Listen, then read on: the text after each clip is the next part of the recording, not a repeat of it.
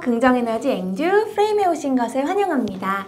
많은 사람들이 상가주택을 신축해서 내가 살면서 월세 받는 꿈을 꾸고 있어요. 저도 그런 꿈을 꿨기 때문에 상가주택을 알아보게 됐고 지금 상가주택에 거주하면서 월세를 받고 있는데요.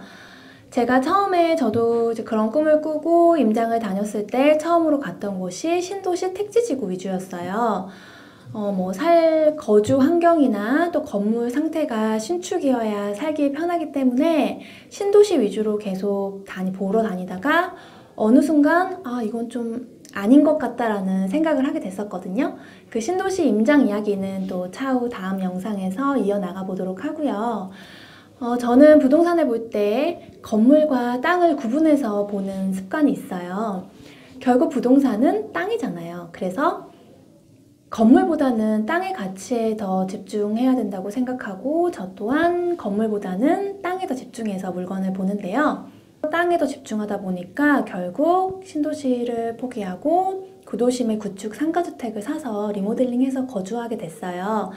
그래서 오늘은 대부분 이제 이런 꿈을 꾸시는 분들이 신축만 생각을 하시고 구축은 아예 생각을 안 하시는 것 같아서 신축과 구축이 어떤 특징이 있고 또 어떤 장단점이 있는지에 대해서 한번 말씀드려 보려고 해요. 구축의 특징을 한번 알아보도록 할게요. 구축은 거의 빨간 벽돌로 지어진 지하 1층, 1층, 2층, 3개 층으로 많이 지어진 건물을 볼 수가 있어요.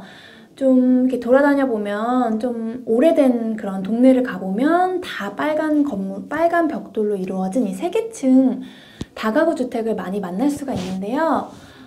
이 아이들은 대부분 80년대에서 90년대 건축이 된 아이들이어서 지금 현재 30년에서 40년 정도 노후화된 그런 주택이죠. 그래서 이때는 3개층으로밖에 지어질 필요가 없었던 게 이제 인구 밀도가 서울이 그렇게 높지 않았기 때문에 더 높이 지어도 건축비만 많이 들고 또 수요는 그렇게 많지 않았기 때문에 거의 한 2층까지만 지어서 2층에 주인 살고 1층과 반지하 정도는 월세 받는 그런 형식이 가장 많이 보편적이었고요. 그리고 또 이런 주택들의 특징이 4m 도로를 끼고 있는 주택들이 그렇게 흔치가 않아요. 왜냐면 그때는 또 자동차가 귀하던 시절이었기 때문에 그렇게 도로가 넓을 필요가 없었잖아요. 그래서 도로폭이 4m까지 될 필요가 없었기 때문에 도로폭이 좀 좁은 데에 많이 밀집이 되어 있는 편이라 4m 정도 되는 도로폭을 끼고 있는 주택은 굉장히 귀하다는 특징을 가지고 있고요. 또 대지 크기가 한 20평에서 30평, 30평 전후의 대지 크기가 가장 많아요. 이런 특징을 가지고 있고요. 신축의 특징을 알아보겠습니다.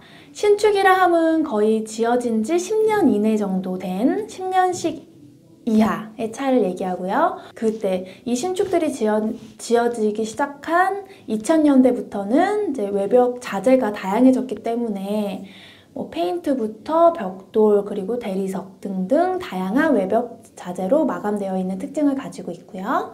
그리고 지하 1층부터 1층, 2층, 3층 4개 층으로 이루어져 있고요. 서울의 도시가 점점 팽창하게 되면서 인구 밀도가 높아졌고 그래서 수요가 많아졌기 때문에 점점 더 높이 지으려고 하는 특징을 가지고 있어요. 그리고 도로폭은 거의 4m 이상이죠. 왜냐하면 신축이 되려면 이제 많은 레미콘 차나 이런 큰 차가 들어와야 되는데 도로폭이 최소 4m 이상은 돼야 그런 차들이 들어올 수가 있고 건축하기 편안하기 때문에 거의 이제 4m 이상 도로폭을 끼고 있는 신축 건물이 대부분이고 그리고 또 그 동네에서 입지가 좋은 곳에 신축이 됐었을 확률이 높아요. 왜냐면 신축을 했을 때 이제 수익성이 맞아야 되는데 그러려면 입지가 좋아야 세도 잘 나가고 또 월세도 더 많이 받을 수 있기 때문에 보면은 코너 건물이나 그 지역에서 입지가 좋은 곳부터 먼저 개발되는 특징을 가지고 있습니다.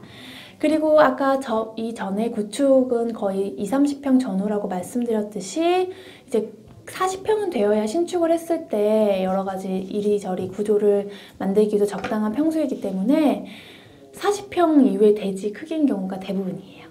네, 그럼 이렇게 구축과 신축의 특징에 대해서 알아봤고요. 그러면 구축과 신축이 어떤 장단점을 가지고 있는지 한번 말씀드려 볼게요. 일단 구축의 단점은요.